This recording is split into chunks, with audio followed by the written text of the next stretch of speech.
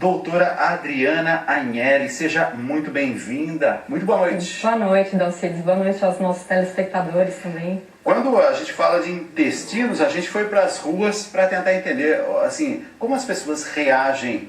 E, curiosamente, chegamos a algumas conclusões a partir dessas pesquisas. A gente vai acompanhar agora aquele que foi o trabalho de Luiz Henrique Casoni, nosso repórter pelas ruas de São Paulo. Vamos lá. Quando a senhora viaja, por exemplo, está fora de casa, tem dificuldade para ir no banheiro? Só se não houver a higiene suficiente. Só em casa. Prefere fazer em casa? Em casa é melhor, né? Tem mais conforto. Eu não gosto muito. A mesma coisa. Por quê? Qual que é a dificuldade de ir no banheiro do hotel ou na casa de algum parente? Eu gosto de fazer em casa, né? É mais, né? No serviço eu já estou também acostumada, mas só vou fazer em casa. Você sabe que tem mulheres que têm problema de ir no trabalho, quando está viajando, só em casa. Não, mas eu não tenho, não. Comigo funciona tudo direitinho. Quando eu viajo, eu já Trava tudo? trava. Não dá pra ir? Não. Por quê? Não sei, é psicológico, eu acho, não tem jeito. Qualquer pessoa em outra situação, o organismo já trabalha diferente, né? Fica preso. Eu fico mais confortável na minha casa. Porque em casa a gente está acostumado àquele horário. Quando a gente está viajando já é outra, aí muda a rotina. O intestino, segundo os especialistas, funciona como um segundo cérebro. Sente e manifesta algumas reações físicas, em resposta às pressões do dia a dia e ao estresse. O desconforto gastrointestinal, principalmente nas mulheres, pode afetar o humor, a concentração e também a sexualidade. Existe uma concentração muito grande dos hormônios, da produção do hormônio responsável pela sensação de bem-estar, que é o hormônio da serotonina, e uma concentração muito grande, são mais de 100 milhões de neurônios aqui no intestino. Ou seja, as emoções que a gente vive no nosso dia a dia, estresse, nervosismo, ansiedade, medos, enfim, eles são catalisados diretamente pelo intestino, fazendo com que ele responda na linguagem dele. Quando não rola de ir no banheiro fazer as necessidades, especialmente o número 2, como é que a senhora se sente? Se sente mal, pesada, naturalmente. E quando não vai no banheiro, como é que você se sente? Barriguinha. Fica doendo a barriga, né? Acho que é meio aperreado, né? Aí quando não aguento mesmo, aí o jeito é eu utilizar mesmo. Onde tiver. Onde estiver. Aí até voltar pra casa ficar sofrendo. Fico sofrendo, nossa, dói muito. Sofro muito. Não adianta comer bagaço de laranja, comer salada, não adianta. Então o cérebro, ele vai sendo condicionado a segurar a vontade de ir no banheiro. E na hora que ela pode, que ela se sente autorizada, que ela está ali no templo dela, né, no banheirinho dela, sem ninguém saber, a vontade não vem. E aí, uma série de complicações em relação ao intestino. A gente percebeu que o tema não é fácil, inclusive das pessoas assim falarem sobre esse tema. Sim. Doutora, quando a gente fala sobre assim intestino, né? Por que a gente tem socialmente uma certa dificuldade de se falar sobre esse tema? Sim, sem dúvida. Existe um tabu muito grande, né?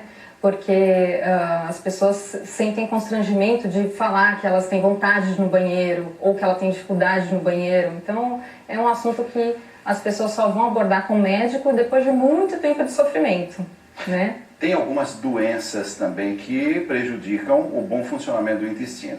Sem dúvida. Quais são as principais doenças do intestino? Então, o intestino pode... a gente tem agrupado doenças funcionais, que estão relacionadas à constipação, que é o que foi falado, né? Síndrome do intestino irritável, e a gente tem doenças orgânicas também. Então, as doenças orgânicas que são mais importantes são o câncer, né? De cólon, a presença de vertículos, a presença de pólipos e as doenças inflamatórias intestinais.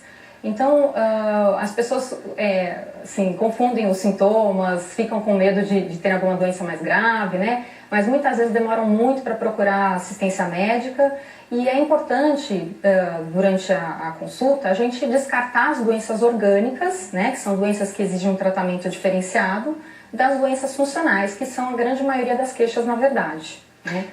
Tem várias e muitas perguntas chegando. O Irã Melo, por exemplo, de Camaragibe, no Pernambuco, Tá dizendo assim, sinto dores e sensibilidade no intestino. Fui diagnosticado com síndrome do intestino irritável. Inclusive, a senhora acabou de falar sobre isso, né?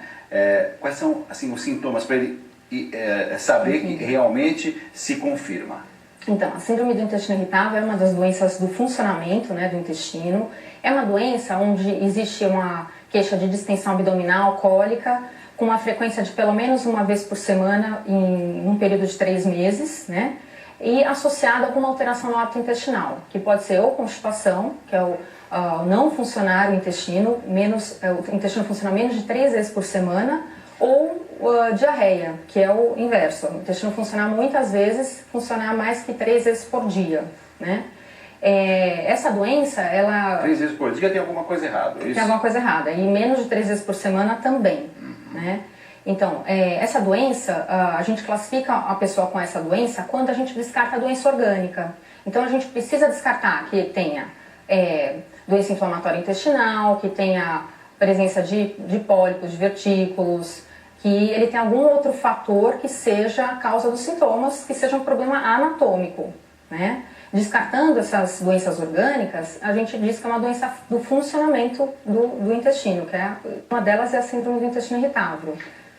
Câncer, por exemplo, é uma doença orgânica. Comum, não? É um tumor frequente, né? Dos tumores malignos, aqui no nosso país, por exemplo, está em 4ª posição dos tumores mais frequentes malignos, né? Então, é uma doença que precisa ser feita vigilância e é uma doença que tem um potencial de cura muito alto. A gente sabe que por volta de 65% dos pacientes com câncer de cólon têm uma sobrevida maior de 5 anos. Então, apesar de ser uma doença maligna, é uma doença que tem condições de cura, especialmente quando faz diagnóstico precoce. O diagnóstico é com o exame? Sim, o diagnóstico tem que ser feita uma biópsia, né, e é feita através da colonoscopia. Colonoscopia. Sim. Tem, assim, alguns hábitos que devem prejudicar o intestino. Por exemplo, alimentação. Algumas pessoas falam, a gente não se alimenta direito, tal, não sei o quê. Alimentação, o que ajuda o intestino a funcionar? Sim. Então, é muito importante para o funcionamento intestinal uma dieta rica em fibras, né? Então, a gente deve ingerir de 20 a 30 gramas de fibras todos os dias. Outra coisa que é muito importante... Fibra, por exemplo, estou imaginando laranja, chupar laranja. Sim, a fibra está presente nos cereais, em frutas com casca, em verduras cruas, né? E a gente tem suplementos também de fibras que podem ser acrescidos na dieta, né? Além disso, para o bom funcionamento do intestino, é importante manter uma boa flora intestinal. A flora intestinal são bactérias que a gente tem abrigadas no cólon e elas participam da digestão também, né? Além delas participarem da digestão, elas melhoram a nossa resistência, porque elas fazem uma modulação do sistema imunológico. E também dificultam a proliferação de bactérias ruins. Então, ela também é um fator de proteção para não ter infecções intestinais. Já está falando de bactérias, estou imaginando a questão, por exemplo, dos Yakults, essas coisas, é isso? Sim, é uma das formas da gente repor a flora. Então, como eu falei, dieta rica em fibras, fazer uma reposição de flora de vez em quando. Uma das formas mais simples é o uso do iogurte, né? Tomar iogurte com frequência, né? Outra coisa que é muito importante para o bom funcionamento intestinal é tomar muito líquido. A gente tem que tomar pelo menos, o ideal seria tomar de 2 a 3 litros de líquidos por dia, sendo que pelo menos metade disso em água. Isso também colabora para um bom funcionamento do intestino, né? Realmente, assim, quando a gente passa época de frio, por exemplo, a gente toma menos água. Menos água. E a gente acaba tendo um pouquinho de constipação às vezes, né? E outra coisa, a atividade física regular, que também colabora para um bom funcionamento intestinal, entre outros benefícios, né? Tem alguma coisa assim que deve ser evitado, que não é bom? Qual é um alimento que é inimigo do intestino?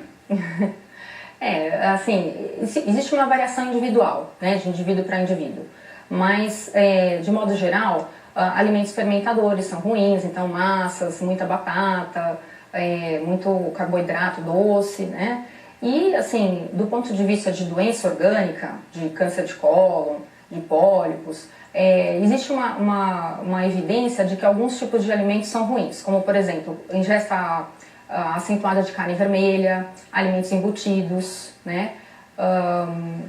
Agora, por exemplo, laticínios são bons, né, como fatores de proteção, e a fibra, como havia comentado.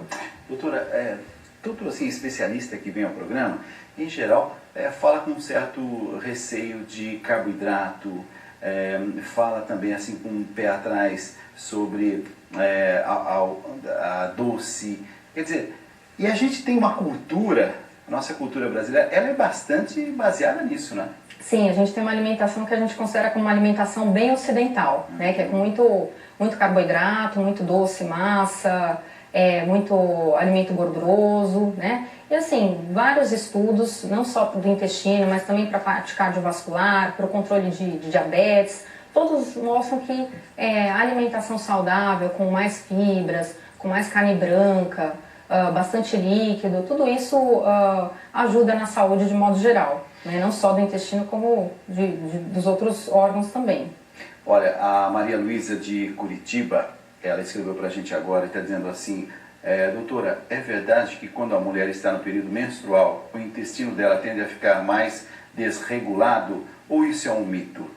Não, é verdade. Quando a gente está no período pré-menstrual, existe uma alteração hormonal, né? E tem mulheres que têm aquela síndrome de tensão pré-menstrual e podem ter ou diarreia ou obstipação. Muitas têm alguma alteração no hábito intestinal, mas é uma coisa passageira, geralmente não é assim, muito prolongada, né? Coisa de 1, 2 dias. E, em geral, a própria mulher se conhecendo acaba conseguindo lidar com esse aspecto, né? A Aparecida de Ouro Preto, Minas Gerais, está dizendo assim: doutora, me ajuda, tudo que eu como me provoca diarreia, inclusive verduras. Tem alguma coisa errada? Sim, sem dúvida tem alguma coisa errada. Ela precisaria fazer uma avaliação. Assim? Não é para ser assim. E tem o espectro para diarreia tem muitas possibilidades, né? Existe possibilidade dela ter alguma intolerância alimentar, né, que precisa ser pesquisada, intolerância à lactose, intolerância a glúten, a alguns alimentos específicos, e ela pode ter aquela questão da síndrome do intestino irritável, porque, como eu falei, é uma doença funcional, né, mas é uma doença que é relatado que ela está muito associada com fatores estressantes, tanto o estresse físico como emocional, né. Por volta de metade desses pacientes tem uma piora importante dos sintomas nessas épocas de estresse. Alguém me falou nesses dias sobre o leite, que teria alguma intolerância tal, a lactose, tipo alguma coisa assim. E assim, olha, parei de tomar leite. Você não imagina o benefício que foi para o meu organismo e também para o meu intestino. O leite anda sendo esse vilão mesmo, é isso? Então, ele é um vilão para as pessoas que têm essa intolerância à lactose, né? Existe, agora tem muita gente fazendo dieta com baixo teor de lactose, com menos glúten, mas na verdade é uma forma de perder peso também, você diminuindo glúten e lactose, porque eles estão presentes em muitos alimentos calóricos, né? Então, na verdade, o que a gente vê benefício é nas pessoas que têm de fato intolerância, que a gente tem como verificar com exames. Eu vou fazer um rápido intervalo para você ter um tempinho. Estou percebendo que chegam perguntas o tempo todo. Então, um tempinho para você entrar aí no seu computador, acessar o nosso site redevida.com.br/tribuna. Esse é o endereço para você tirar todas as suas dúvidas quando o assunto é intestino. Adriana Agnelli, ela que é proctologista do Hospital São Luís, Sírio-Libanês e Albert Einstein aqui em São Paulo, nessa noite respondendo as muitas dúvidas dos telespectadores. Rápido intervalo, voltamos já.